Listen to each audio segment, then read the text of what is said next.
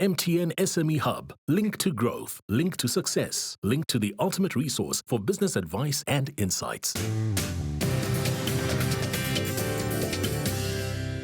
Welcome back to the Big Small Business Show. In studio with us today, we've got Ian Macleod. He's from the Centre of African Management and Markets, that's called CAMM, of GIBS, that's the Gordon Institute of Business Science. And we're talking about stories and storytelling for your business.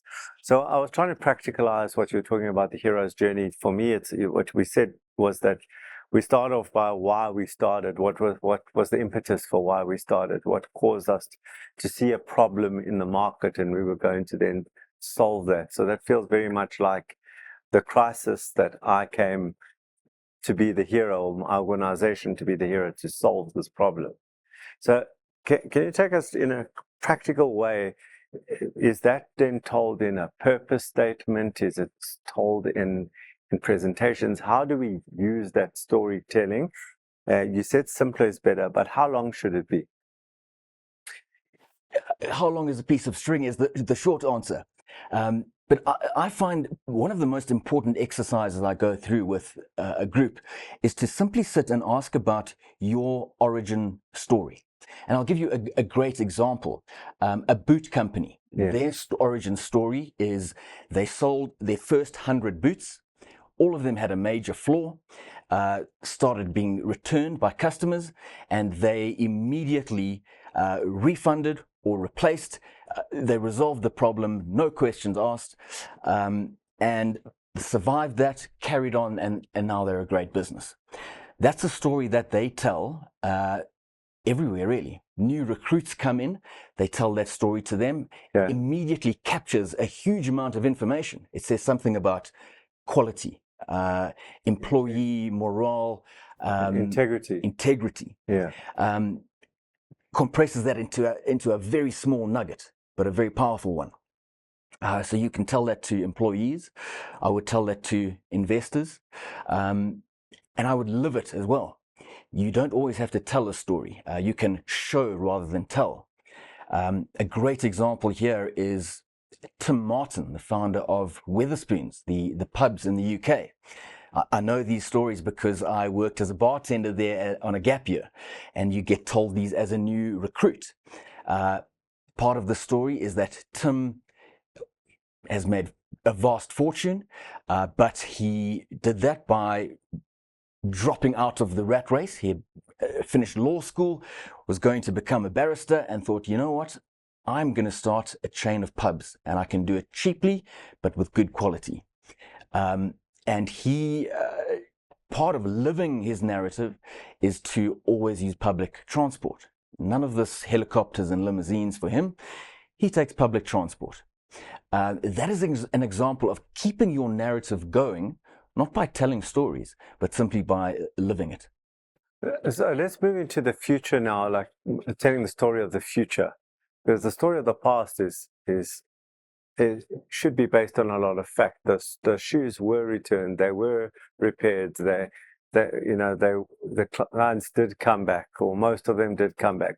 Hopefully that's all based on truth, and he does ride public transport and doesn't just drive around the corner with his Porsche and then take the closest bus. That we hope is all the truth. But the future is unknown. And so there is no truth to the future. There is only probabilities to the future. So how does one then curate a story of the future that isn't fantasy and isn't like, we're just going to do about 1% better? It's tough. That's where it gets really difficult. I think the trick is to attach it to reality, attach it to hard truths that you can demonstrate. A great exponent of this is Aswath Damodaran. He's known as the Jedi of valuations at New York University. He's written a book about narrative and numbers. And he's a numbers guy who kind of eventually found narrative and found a way to bring them together. And what he always says is present your numbers, present hard data, but every number should have a compelling story attached to it. So it's easy to fall into one of two camps. I'm a numbers guy or I'm a story guy. They have to live together.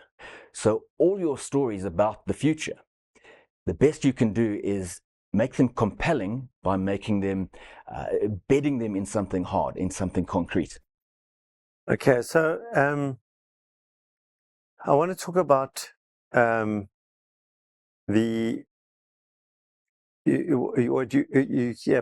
Professor Tuckett, what he calls the conviction narrative. Tell me more about that.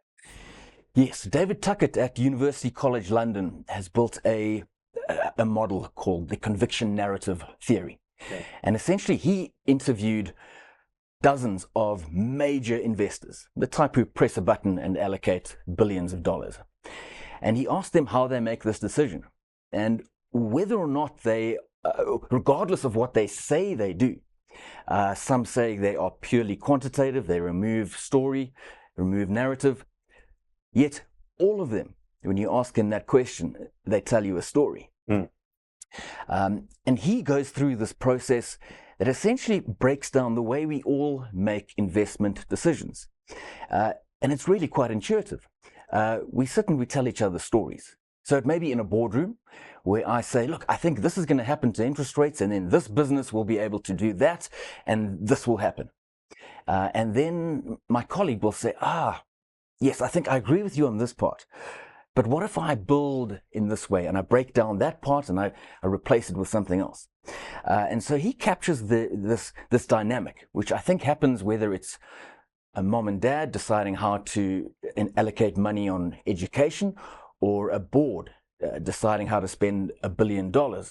And I think that helps the entrepreneur get into the mind of the investor. They're going to be sharing a few stories about your business. And I think that informs you a little bit about what information to give them.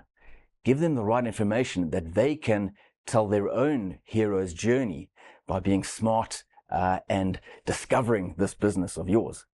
And of course, that is true that investors like to discover businesses that no one else saw value in. And that's part of the fantasy, is that, you know, it happened to me recently. I found a particular business. Everyone hadn't seen something in it, and then I saw something in it. And that's the fantasy of every investor, is they know that that business has been seen by others, but how it's seen. So I very much get the storytelling in your head, so you know how to pat yourself on the back. That's perhaps the major finding of David Tuckett's, that everyone wants to be the hero in their own journey. So as a business looking for investment, help that investor to be the hero in his own journey. Help him to find the special thing in your business. Yeah, I love that. I love that. We're going to take a break now. Then we're coming to part 3 of our discussion with Ian Macleod on storytelling.